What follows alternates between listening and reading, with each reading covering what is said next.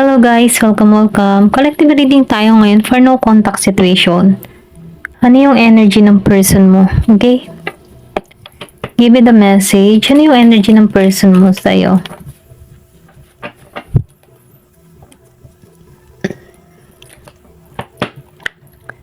Give me the message. Anong energy ng person mo sa'yo?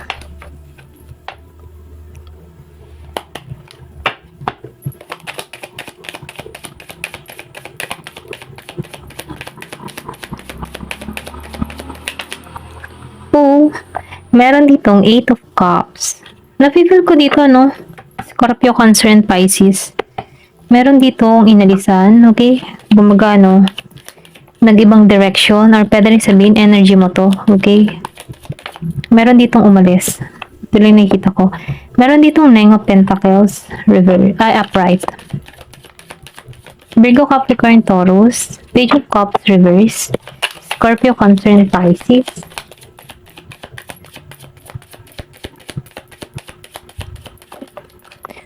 Meron dito na 2 of Swords, reverse.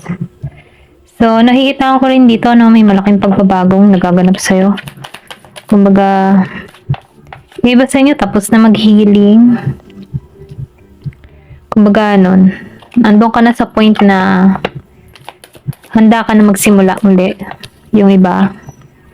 Okay. Then, meron ditong 6 of Cups.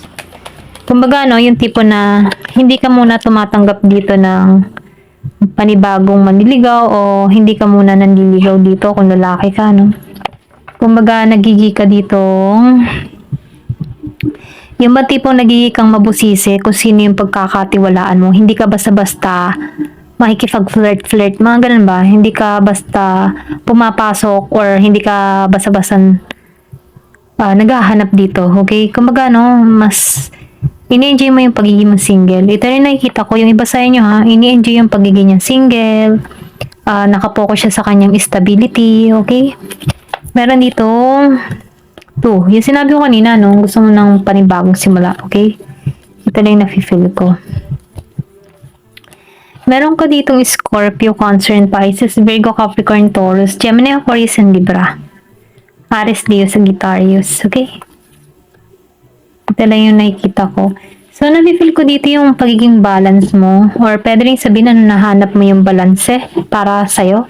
Nakikita ko dito, na mahantong ka na sa panibagong simula or meron ka mga bagong pangarap, meron ka mga gustong makamit dito sa the death. Kumbaga, tinapos mo na yung mga nangyari sa in the past. Kumbaga, naka-moving on ka na or sabihin natin na binabago mo yung mindset mo, nakatuon ka sa pagbabago. Ito lang yung nafe-feel ko. And then dito, sa 8 of Pentacles and 8 of Wands, medyo mabagal. Kumbaga, I think yung bang tipo na gusto mo ng panibagong simula kasi medyo nahihirapan ka na sa sitwasyon mo ngayon or nahihirapan ka sa mga experience mo noon, okay? Kumbaga, nahihirapan ka sa experience mo in the past na kung saan nagpapabagal sa yung sitwasyon dito sa 8 of Wands reverse. So, ngayon nafe-feel ko dito na ayaw mo nang trabahuhin, ayaw mo nang pagtiyagaan kung ano yung nangyari sa in the past. Kumbaga, binitawan mo na to. Kaya nakikita ko dito, humahanap ka ng balance or pwede ni sabihin nalalaman mo na kung paano mo ibabalance yung sarili mo dito sa 2 of Pentacles, okay? Kasi nakikita ko rin dito, nakikita ko yung 888, okay? Meron ditong abundance na parating sa'yo. Okay? 888. Maybe meron ka ditong gustong mangyari or pwede sabihin may paglipat, pag-relocate or for travel na kung saan magdadala sa'yo sa tagumpay dito sa 9 of Pentacles. Kasi nakikita ko dito, new beginning okay? May new beginning na parating sa'yo dito, okay? Kumbaga, tapos ka na sa past, nagsisimula ka na muli dito, nahirapan ka na sa past, so moving forward ka na, and then nakikita ko dito, nag-iba ka na ng direction, nag-iba ka na ng perspective, okay? And then nafe-feel ko dito na mas tinahak mo kung saan ka lalago, okay? Kasi dito sa Page of Cups, maybe meron ka ditong person na wala kang makuhang sign patungo sa kanya or wala kang makuhang sign para sa tao na to. Hindi siya nagbibigay ng senyales sa'yo or pwede rin sabihin na wala siyang ginagawang hakbang para sa'yo. Kaya ikaw, mas nagtuon ka pa tungo sa sarili mo. Kumbaga, mas nag-focus ka para sa sarili mo. Kasi nafe-feel ko dito na ayaw mo na eh. Kumbaga, suko ka na para dito sa person mo. Humahanap ka ng panibagong direction na kung saan yung magiging kang masaya dito, okay? Then dito, no, sa The Hangman, nafe-feel ko dito na mas pinalalaya mo na yung sarili mo sa sitwasyon. Kumbaga, ayaw mo na eh, nabibigatan ka na. And then, nafe-feel ko din dito, no, sa Six of Cups, nafe-feel ko dito na ayaw mo muna makipagrelasyon, ayaw mo munang tumanggap ng relasyon, okay? Kumbaga, ayaw mo munang isipin ang relationship, mas nakatuon ka muna dito sa'yo, sa sarili mo. Ito lang nafe-feel ko. Kasi dito sa Queen of Wands, nakikita ko dito na napabayaan mo yung sarili mo eh. Kumbaga, hindi mo na nurture yung sarili mo or pwede rin sabihin, umikot yung mundo mo sa person mo. Kaya dito, nakikita ko dito yung pagbabagong nagaganap sa'yo. Okay? Kumbaga, nafe-feel ko din dito yung justice na patungo sa'yo. Ito lang nakikita ko sa no contact situation. Meron dito kung humahanap ng justice or pwede rin sabihin, nahanap mo yung justice sa pamamagitan mo din para sa iyong sarili. Okay? Kumbaga, may pagbabagong nagaganap sa iyong sarili. Ito lang nakikita ko. Kasi hinahanap mo yung balance eh. Okay? Naikat mo yung mga bagay na hindi na makakabuti para sa iyo dito sa justice. Or pwede rin sabihin ang justice dito ay para lumago ka. Ito lang nakikita ko. Ayan. Mas nagiging kang malago ngayon sa sitwasyon. Okay? Kasi tinanggalan mo na eh. Or pwede rin sabihin ito yung person mo. Okay, pwedeng ikaw to o pwede rin yung person mo. Okay? Pwedeng ito yung energy niya. Maybe, nagmo-moving forward na to. Okay? Mas pinipili niya na lang mag-healing dito. Ito lang nakikita ko. Kasi wala tong makitang sign para dito sa person niya. Dito sa Six of Cups. Okay? Ito lang yung nakikita ko. Meron ditong tao na hindi na siya umaasa sa person niya. Ganun. Or pwede rin sabihin ikaw, hindi ka na umaasa sa person mo. Okay? Iba sa inyo ha. Give me the message for collective. Ano yung energy ng person mo? Or pwede sabihin ikaw, anong energy mo dito? Give me the message.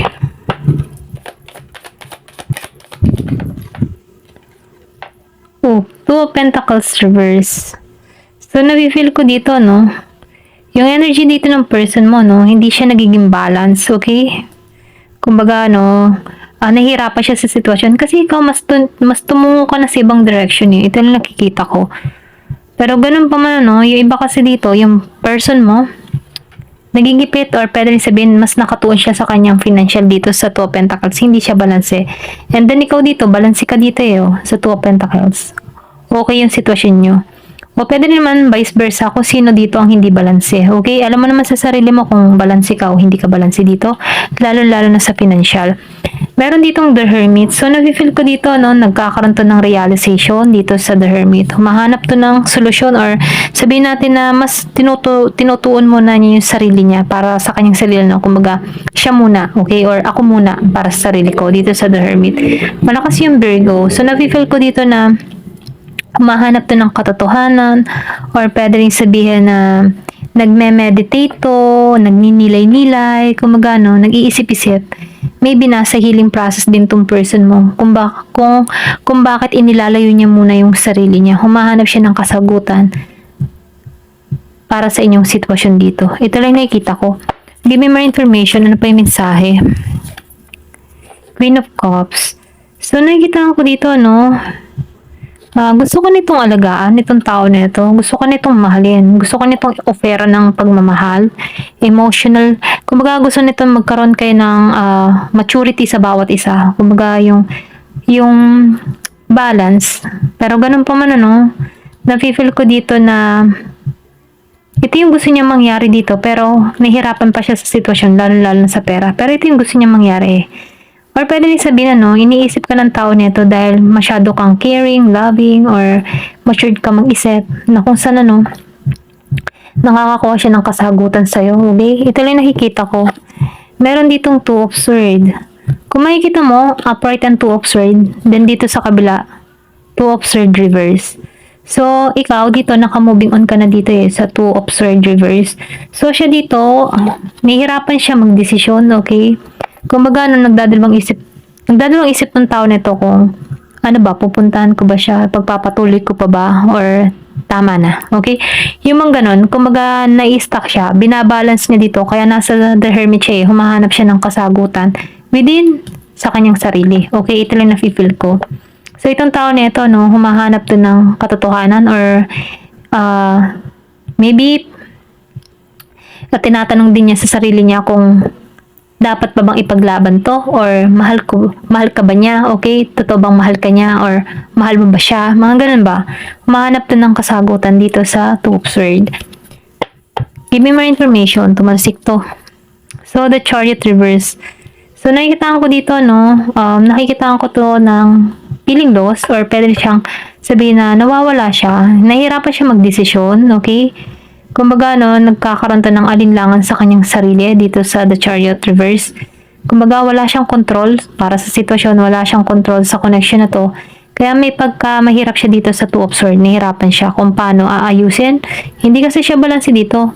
Nag-a-isolate siya dito, humanap siya ng kasugutan, nagninilay-nilay or nagpaplano, okay? Kasi nakikita ka ng tao nito na very emotional, matured, or pwede rin sabihin na loving ka, mapagmahal ka, caring ka, okay? Ganun ba? Kumbaga, nararamdaman mo yung feelings niya, mga ganun ba? Madali, may pagka-impact, okay? Kahit hindi magsalita, nararamdaman mo kung ano yung kanyang tinitibok ng puso, yung mga ganun ba? Parang nakakaramdam ka ng sign or nafe-feel mo yung kanyang energy, ganun. Give me more information.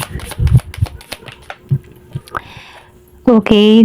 The Hierophant reverse. So, nakita ko dito, no, may pagka-rebelde. Or sabihin natin, may nag-iisip to ng mga kung ano, no. Ito lang nakita ko. Meron siyang sariling paniniwala. Okay? Ito yung bumabalot sa kanya pagkatao, no. Kumbaga, meron siyang sariling paninindigan dito or sariling paniniwala na kung saan ano, ito yung umiikot sa kanya, yung paniniwalang niyang iyon, okay? May pagka, rebelde, nagre-rebelde, okay? May pagka-rebelde siya dito. Ito lang nakikita ko. So, then yung iba, no, nafe-feel ko dito na nag-iisip to kung paano ka i-approach or nag-iisip to ng panibago or naghahanap na to, okay? Or pwede rin sabihin, gusto niya ng bagong makakasalamuhan niya dito sa The Hierophant reverse. Maybe meron kang person dito na mahilig makipag-usap, makipag-flirt, mga ganun ba? Okay? Or magaling siyang makisama sa iba, okay? Madali siyang makakuha agad. Ganyan. Ito na nakikita ko sa The Hierophant kasi may pagka siya liberated, ganun. Give me more information. Ano pa yung mensahe?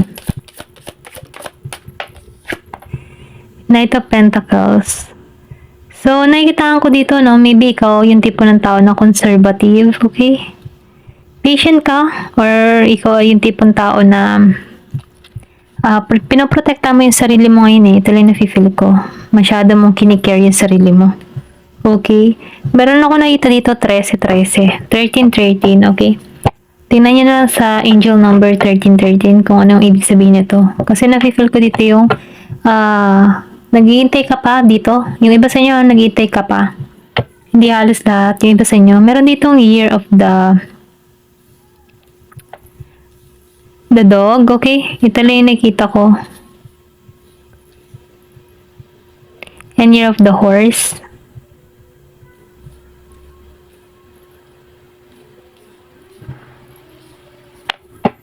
Give me more information.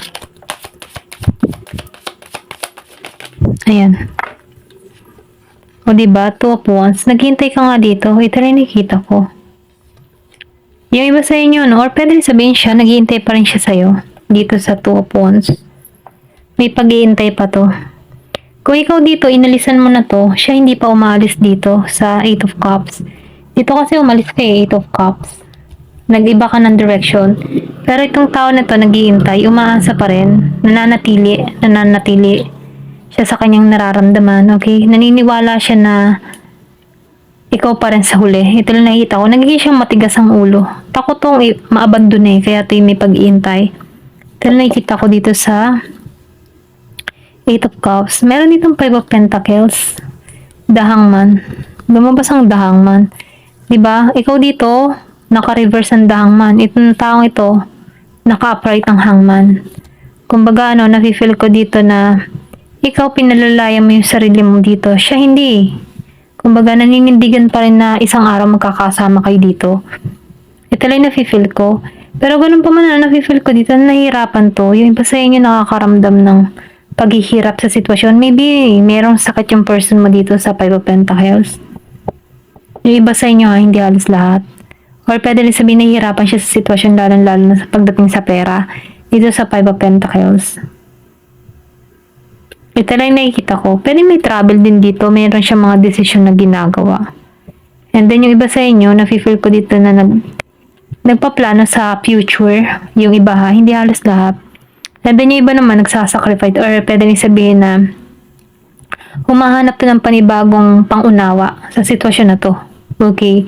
Humahanap to ng bagong simula. Pero ganun pa man na nafe-feel ko dito na nasa iyo pa rin dito yung kasagutan ko. Tatanggapin mo pa rin tong tao na to once na bumalik sa'yo, okay? Kasi nafe-feel ko dito may pag-iintay. Pero ko energy mo to, nag-iintay ka pa rin dito. Pero yung isa dito, nakawala na sa sitwasyon, okay? Ikaw yung makakaramdam dito, kung ikaw yung nag-iintay dito o yung ikaw yung umaalis na dito. Ito lang nakikita ko, meron dito nag-iintay, meron ding umalis. Kumbaga, the Hangman upright and the Hangman reverse. Then lumabas ang Eight of Cups upright, lumabas ang Eight of Cups reverse, okay? Ito lang nakikita ko. Meron din ditong Two of Pentacles upright and Two of Pentacles reverse. Ayan. Diba? Kumbaga, yung isa naghihintay, yung isa umalis na. Ganun ba yung yung energy dito? Kumbaga, yung isa umaasa, yung isa hindi na umasa. Ayan. Ito rin nafe-feel ko. Pero ganun pa man yung iba sa inyo nahihirapan lalo na sa financial. Meron kang person dito na nahihirapan sa financial. Or pwede rin sabihin ikaw nahihirapan ka dito sa sitwasyon mo. Pwedeng gipit ka or wala kang trabaho ngayon. Ganun ba? Nahihirapan ka sa yung nararanasan ngayon. Ito lang nakikita ko. Ayan. Hanggang dito na lamang po. Thank you for watching and love and peace.